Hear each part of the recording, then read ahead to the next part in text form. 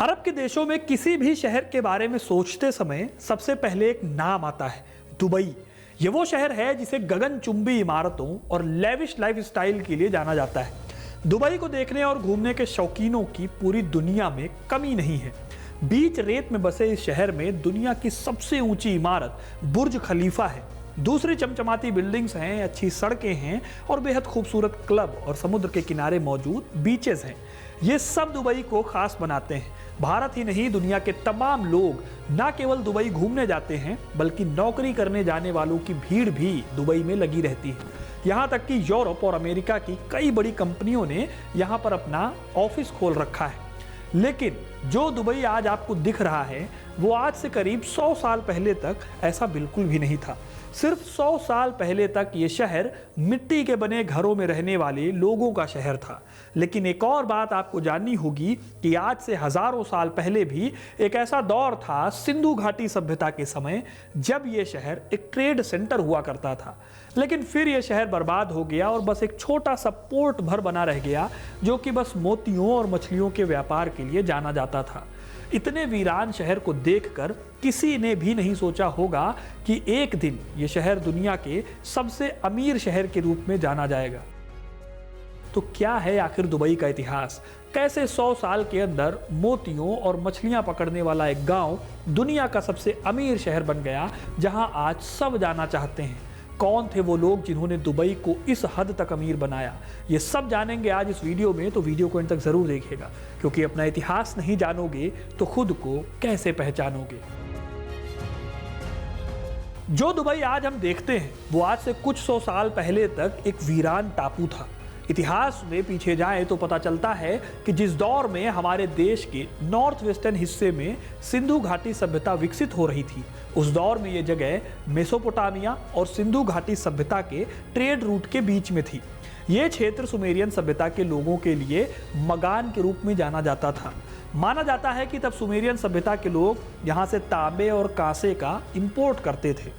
आगे चलकर 7वीं सदी में यह शहर पैगंबर मोहम्मद के शासन में इस्लामिक झंडे के तले आ गया।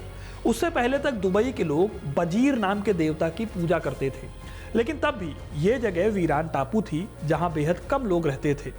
दुबई शब्द का सबसे पहला उल्लेख 1095 में अरब ज्योग्राफर अबू अब्दुल्ला अल बकरी की किताब भूगोल में मिलता है। ठीक ऐसे ही वेनेशियन मोती व्यापारी गैस्पारो बल्बी ने साल 1580 में इस जगह को देखा तो इसे मोतियों के ट्रेड के लिए परफेक्ट पाया और इस शहर को डिबेई नाम से मेंशन किया। लेकिन फिर भी इस टाइम तक इस जगह की इंपॉर्टेंस उतनी नहीं थी, क्योंकि यहाँ पर रेगिस्तान होने की वजह से क्लाइमेटिक कंडीशंस बहुत टफ थी। तो ना तो यहाँ रहने लायक कंडीशन थी और ना ही ट्रेड करने लायक कंडीशन थी। फिर भी इस जगह की सिचुएशन बदलती है 19वीं सदी से, जब माना जाता है कि कुछ मछली पकड़ने वाले लोग इस जगह पर आकर बस गए और यहाँ पर मछली उद्योग डेवलप हुआ। फिर 19वीं सदी आते आते साल 1822 तक ये शहर बानी यास नाम की जनजाति के करीब 800 लोगों का शहर बन गया। यह शहर अबू धाबी के शेख तहन्नुन बिन शखबुत के कंट्रोल में था। इसी टाइम पीरियड के आसपास ब्रिटेन के एक नेवी ऑफिसर ने बताया कि दुबई में 1000 लोग रहते थे और इनके घर मिट्टी के बने होते थे, जहां ऊंट और बकरियां बिखरी हुई होती थी। शहर में 2 रास्ते थे, एक रास्ता खाड़ी की ओर जाता था तो दूसरा रेगिस्तान में जाता था, जहां पर दूसरे व्यापारिक रास्तों में रास्ता मिल जाता था। साल 1833 में अबू धाबी में एक विद्रोह होता है। इसके बाद अल बुफलासा नाम की जनजाति के सदस्य अबू धाबी से अलग हो गए। ये लोग यहाँ से निकलकर दुबई में बस गए। इस माइग्रेशन में सबसे बड़ा नाम थे उबैद बिन सईद और मखतूम बिन बुट्टी। साल 1836 में उबैद की मृत्यु हो गई, जिसके बाद मखतूम बिन मुक्ति ने मखतूम राजवंश की स्थापना की। तब से लेकर आज तक ये राजवंश दुबई पर शासन कर रहा है। इसी राजवंश ने दुबई को उस जगह पर पहुंचाया जहां आज दुबई दिखता है। दुबई के नए शेख मखतूम से कंपनी ने एक एग्रीमेंट साइन किया कि वो ट्रेड रूट पर पड़ने वाले दुबई की शांति को बरकरार रखेंगे। दुबई के शेखों ने यही किया, लेकिन दुबई की इंपॉर्टेंस तब इतनी कम थी कि अंग्रेजों ने कभी भी इस जगह को डेवलप करने के बारे में नहीं सोचा। उनके लिए ये जगह बस एक तरह का हॉल्ट था, जहां पर ईस्ट इंडिया कंपनी के जहाज आकर रुका करते थे। इसी टाइम पर ब्रिटेन इंडिया में बड़े पैमाने पर बॉम्बे को डेवलप कर रहा था एक ट्रेडिंग सिटी के रूप में। यहाँ रेलवे बन रहा था, यूनिवर्सिटी बन रही थी, लेकिन दुबई में इसकी कोई दिलचस्पी नहीं थी। यानी कि दुबई के शेखों के ऊपर ही दुबई का भविष्य टिका हुआ था। इन शेखों ने कई ऐसे कदम उठाए जिसकी वजह से दुबई बिना अंग्रेजों की मदद के ही विकसित होता चला गया। साल 1892 में दुबई के 5वें शेख बने मखदूम बिन हशर अल मखदूम। इन्होंने ट्रेडर्स को एनकरेज किया कि वो दुबई में आकर रहें और यहाँ से ट्रेड करें। इसीलिए 1894 में कुछ व्यापारी आकर दुबई में बसने लगे। फिर 1901 में शेख ने दुबई बंदरगाह को टैक्स फ्री कर दिया। इससे बड़े पैमाने पर यहाँ पर जहाज आकर रुकने लगे। लेकिन इस टाइम तक भी दुबई बस एक गांव के तौर पर जाना जाता था। हालांकि हशर अल मखदूम ने वो काम कर दिया था जिसकी बदौलत दुबई के आगे की राह आसान हो गई। साल 1912 में दुबई की हुकूमत शेख सईद बिन मखदूम के पास चली गई। ये वही शेख सईद मखदूम हैं जिन्हें दुबई का फाउंडर भी समझा जाता है। उस वक्त दुबई में पर्ल इंडस्ट्री यानी मोती ढूंढने का काम तेजी से आगे बढ़ रहा था। मोती इंडस्ट्री दुबई की इकोनॉमी को आगे बढ़ा रही थी, लेकिन अभी भी दुबई एक शहर नहीं बल्कि गांव था। हालांकि मखदूम राजवंश ने दुबई को और भी ज़्यादा डेवलप करने की कोशिशों को कभी नहीं छोड़ा। इसी कड़ी में साल 1958 में दुबई की गद्दी आई शेख राशिद बिन सईद अल मखदूम के पास। यही वो शेख थे जिन्होंने दुबई को एक गांव से शहर बना दिया। दुबई क्रीक नदी जहां पर विदेशी जहाज रुकते थे, उस जगह को और भी गहरा कराया गया। इसके पीछे की वजह थी कि शेख रशीद जानते थे कि कम गहरी जगह होने की वजह से दुबई के पास बड़े और मॉडर्न जहाज नहीं रुक पाएंगे। इसलिए उन्होंने इस प्रोजेक्ट पर काम करना शुरू कर दिया। लेकिन शेख रशीद ने सिर्फ यही काम नहीं किया, उन्होंने यूरोप की कई यात्राएं की और वहां के इंफ्रास्ट्रक्चर के हिसाब से दुबई को डेवलप करने की कोशिश की। एग्जाम्पल के लिए लंदन में बना अंडरग्राउंड ट्रेन सिस्टम उन्हें बहुत पसंद आया। उन्होंने बड़े पैमाने पर दुबई का काया पलट कर देने का फैसला किया। उन्होंने ट्रेड से मिलने वाले पैसे से दुबई के इंफ्रास्ट्रक्चर को मजबूत किया।